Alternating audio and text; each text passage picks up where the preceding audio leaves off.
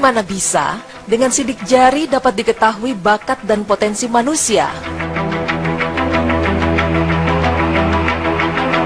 Setiap orang, termasuk mereka yang terlahir kembar identik, memiliki pola sidik jari yang khas dan berbeda satu sama lain.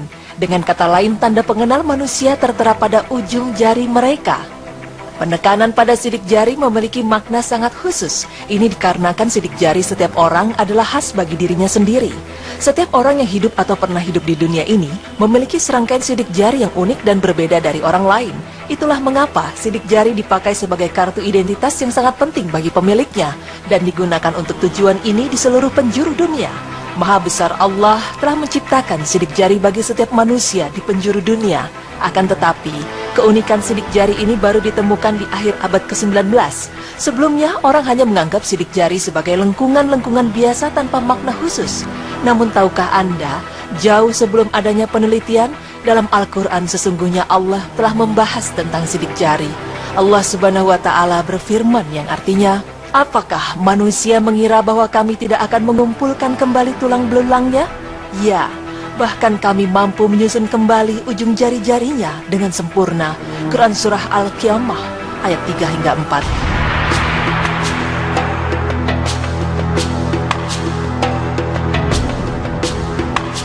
Nah pemirsa, sebelum membahas lebih jauh tentang pentingnya sidik jari, mari kita mengenal terlebih dahulu identitas sidik jari kita. Sains Dermatology Pics adalah ilmu yang mempelajari pola-pola sidik jari. Ilmu ini telah berkembang lebih dari ratusan tahun lamanya. Para ahli tertarik dengan sidik jari karena memiliki karakteristik yang khusus, yaitu, pertama, pola sidik jari bersifat unik. Tidak ada seseorang yang memiliki pola sidik jari yang sama dengan orang lain. Perbandingan kemungkinan sama adalah 1:64 miliar. Kedua, sidik jari bersifat permanen seumur hidup dan tidak pernah berubah. Karena Allah Subhanahu wa Ta'ala sudah menciptakan pola sidik jari sejak kita lahir sampai meninggal tanpa mengalami perubahan seinci pun. Ketiga, struktur sidik jari mudah untuk diklasifikasikan dan diukur karena pola sidik jari dapat terlihat jelas dengan kasat mata melalui perkembangan teknologi. Kemudian pola sidik jari yang sudah diklasifikasi dapat dengan mudah disimpan dalam database. Sesungguhnya kami menghidupkan orang-orang mati dan kami menuliskan apa yang telah mereka kerjakan dan bekas-bekas yang mereka tinggalkan. Dan segala sesuatu kami kumpulkan dalam kitab induk yang nyata, Lauh Mahfuz. Quran Surah Yasin ayat 12.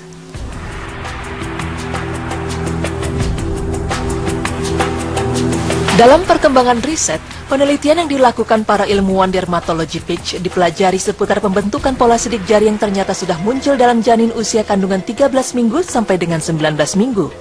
Tahukah Anda, ternyata pembentukan pola sidik jari ini sangat berkaitan dengan perkembangan otak. Fakta ini didapat dari hasil riset yang dilakukan seputar pengklasifikasian pola sidik jari tertentu dengan indikasi kelainan mental dengan kesehatan. Selain itu, melalui riset statistik kalangan psikolog seputar hubungan pola sidik jari dengan kondisi mental dan kecerdasan yang memberikan kontribusi atas lahirnya fingerprint analisis biometrik sistem ini. Seiring dengan perkembangan teknologi informasi biometrik, pembuatan aplikasi dan penggunaan teknologi memberikan harapan atas perkembangan sistem surat. Yang lebih unik, sidik jari ternyata bisa untuk mengetahui bakat terpendam. Pemirsa, kelebihan yang dimiliki seseorang pada suatu bidang atau biasanya disebut bakat memang tak mudah ditemukan. Menurut dokter yang mengetahui psikologi salah satu universitas di Indonesia, untuk menjadi orang berbakat tak hanya sekedar mewarisi bakat secara herediter dari garis keturunan. Namun, bakat tersebut muncul, juga diperlukan adanya dukungan dari lingkungan atau cara untuk mengasah bakat tersebut agar benar-benar keluar. Jika belum diketahui bakat apa yang terpendam dalam jiwa anak, bagaimana mengasah bakatnya agar menjadi kemampuan khusus? Untuk itu, para orang tua perlu mengetesnya untuk mengetahui potensi bakat anak, antara lain dengan memaksimalkan seluruh modal yang dimiliki sang anak, misalnya dari pendengaran, penglihatan, pengecapan, dan perabaan sejak anak berusia 6 bulan. Ya, perlu lakukan penelusuran bakat anak dengan metode tes dan non-tes atau wawancara dan observasi. Salah satu cara yang dilakukan untuk mengetahui bakat anak adalah dengan metode penelusuran bakat fingerprint test. Metode penelusuran bakat ini memanfaatkan pola sidik jari yang dicetak melalui sensor sidik jari. Metode ini membantu anak-anak menemukan bakatnya, tapi juga membantu mengarahkan anak berkebutuhan khusus untuk mengasah kemampuan khusus dalam dirinya.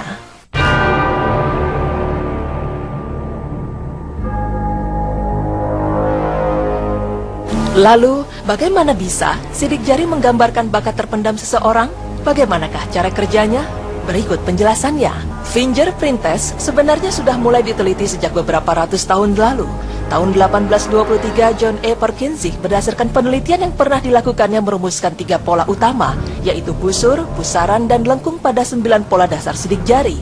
Konon, sidik jari yang terbentuk ketika manusia masih berusia 13 minggu dalam kandungan berkaitan erat dengan kode genetik yang diwarisi dari orang tua.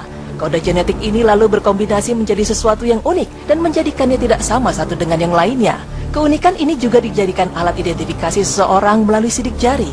Oleh karena itu, erat kaitannya dengan identifikasi genetik yang juga mempengaruhi pembentukan komposisi tubuh lainnya. Pola jari ini lalu dikaitkan dengan komposisi otak. Pembentukan komposisi otak juga dipengaruhi oleh kode genetik. Melalui sejumlah penelitian lalu dirumuskan jumlah alur-alur, pola dasar sidik jari, dan tangan seseoranglah yang menggambarkan kemampuan yang dimilikinya.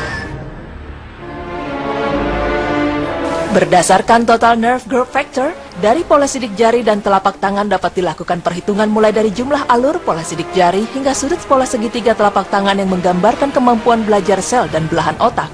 Telapak tangan kiri menggambarkan kemampuan otak belahan kanan. Begitu pula sebaliknya, telapak tangan kanan menggambarkan kemampuan otak kiri.